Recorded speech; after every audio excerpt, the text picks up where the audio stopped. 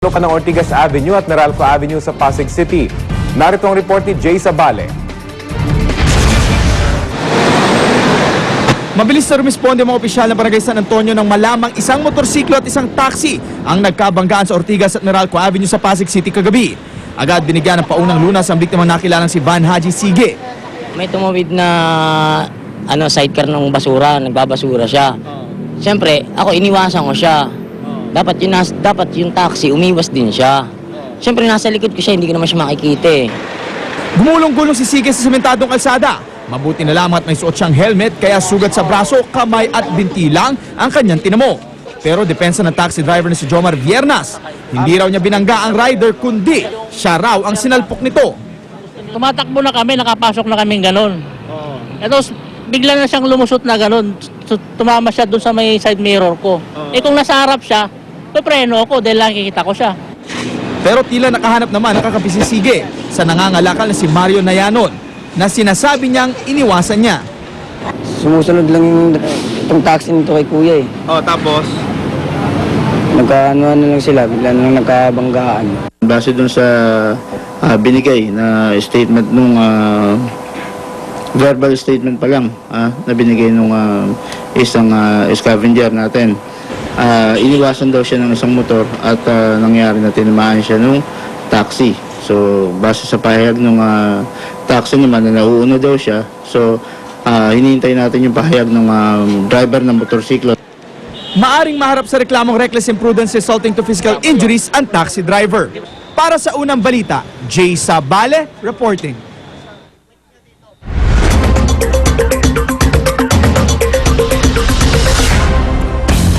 Isa po ang longganisa sa mga ibinibidang produkto sa Cabanatuan, Nueva Ecija. Kaya naman isang pista, tampok ang paboritong almusal na ito ng mga Pinoy ang idinaos nila.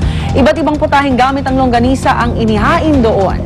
Ilan sa mga ito ang relyenong longganisa na binalot sa ampalaya, sisig, at tacos longganisa. Patok din po doon ang aloha longganisa na nakalagay sa pinya. Bahagi din ng festival ang pabilisan sa paggawa ng longganisa, pabilisan sa pagkain nito at pagalingan sa pagsasayaw. Ang festival ay bahagi ng ika-62 taong anibersaryo ng Cabanatuan.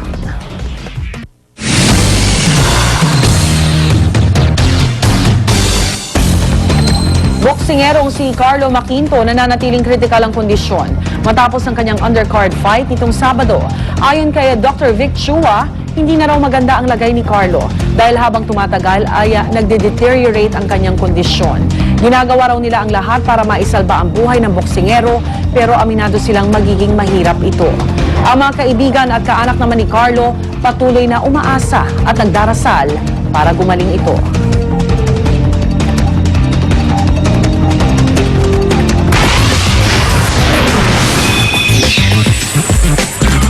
Nalalapit na ang pagbabalik concert scene ng mag-asawang Ogie Alcacid at Regine Velasquez. Kaya naman busy na ang dalawa sa pagpopromote ng kanilang Valentine concert na Mr. and Mrs. A. Chika ni Regine, tiyak daw na manonood ang kanilang uniko iho ni Ogie na si Baby Nate. Marami rin daw dapat abangan ng fans nila sa concert. Si Ogie, first time din daw niya nga awitin ang theme song ng epic seryeng Amaya.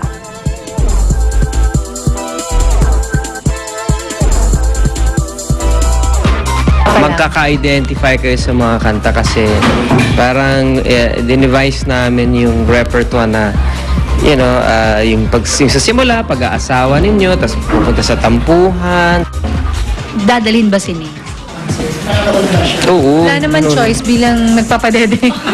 Nandun yun. Kapuso host na si Grace Lee aminado sa malaking atensyong nakatuon sa kanya dahil sa pag-amin ni Pangulong Noynoy Aquino na nagde-date sila. Hindi raw sanay si Grace sa napakaraming media na nakabuntot sa kanya. Pero kahit presidente raw si Pinoy, itinuturing daw niya itong isang ordinaryong manliligaw lamang. At pag-amin pa ni Grace, nakatanggap na raw siya ng chocolates and flowers mula sa Pangulo. Panawagan naman ni Grace sa publiko at media. Bigyan daw sana siya at ang Pangulo ng time and space.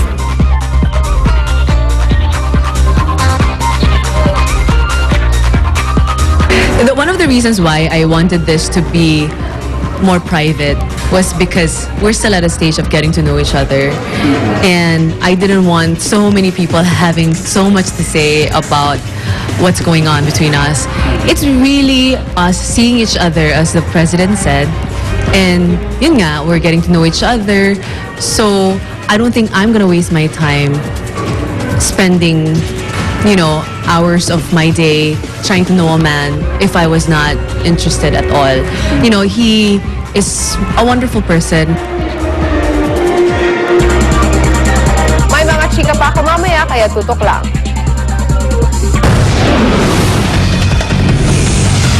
At ang hirit namin mamaya, pugad ng mga umunay drug pusher. Sinalakay ng mga otoridad sa Rojas Capiz. At US First Lady Michelle Obama at Ellen DeGeneres nagpagalingang mag-push up. Abangan niya na tira pa sa unang balita mamaya.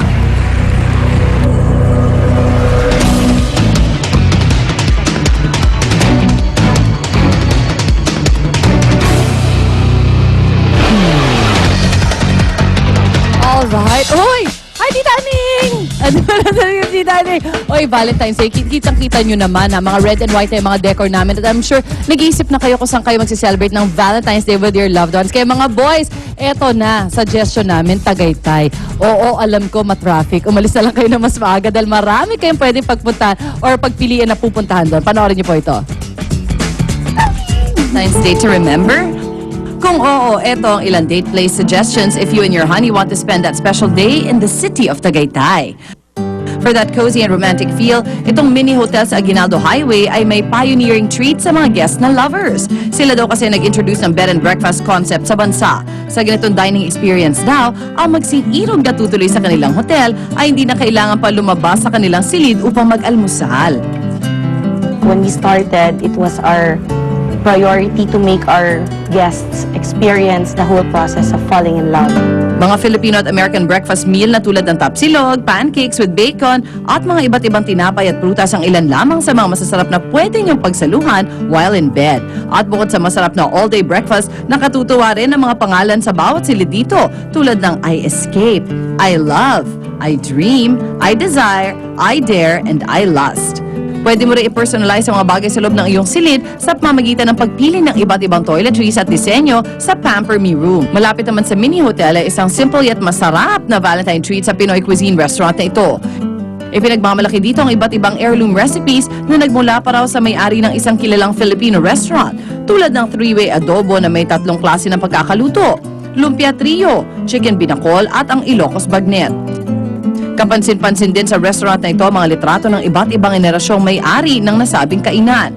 Pati na rin ang mga home decor na nakakatuwang pagmasdan. Valentine's is not only for lovers, it means love for everyone. So, a love for families is also here. Samantala dito naman sa Alfonso, you can treat your loved one to a relaxing dinner date dahil sa garden ambiance ng lugar na ito. Matatagpuan din dito ang iba't ibang ornamental at herbal plants tulad ng hibiscus, marigold, zinnia, lavender, rosemary at thyme na ginagamit din sangkap sa kanilang mga recipe tulad ng mixed green salad, pasta, lengua estofado, fried salmon fillet at freshly squeezed dalandan juice. Mga ikinasal dito, karamihan, dito sila pag-umpisa, nililigawan, tapos magpo-propose hanggang dito na din yung wedding.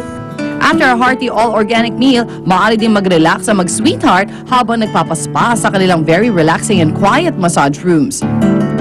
At para naman sa mga pamilyang gustong gawing espesyal ang araw ng mga puso, isang hotel naman sa Tagaytay ang maaaring puntahan.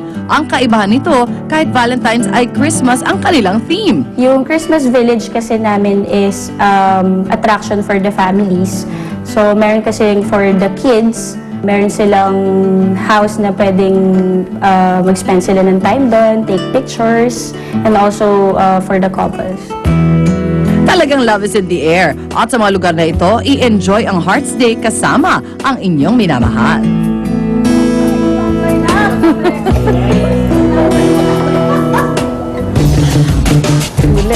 Yan, ako dahil nga po malapit na yung Valentine's Day, yung nakita natin yung mga pwede niyong pasyalan. Eto naman, pwede kayo magluto. ng special na dish para sa inyong mga mahal sa buhay, sa inyong mga mister. Ayan, this coming Valentine's Day nga ngayon, special na dish ang ating iluluto. Ito po ay all-time Pinoy fish dish, favorite na mga Pinoy. Ito po ang beef caldereta. At kasama natin si Miss Nancy Lumen. Miss Nancy, good morning! Morning, classic na to eh. Classic na pero gagawin nating special. Bakit special ang ating caldereta?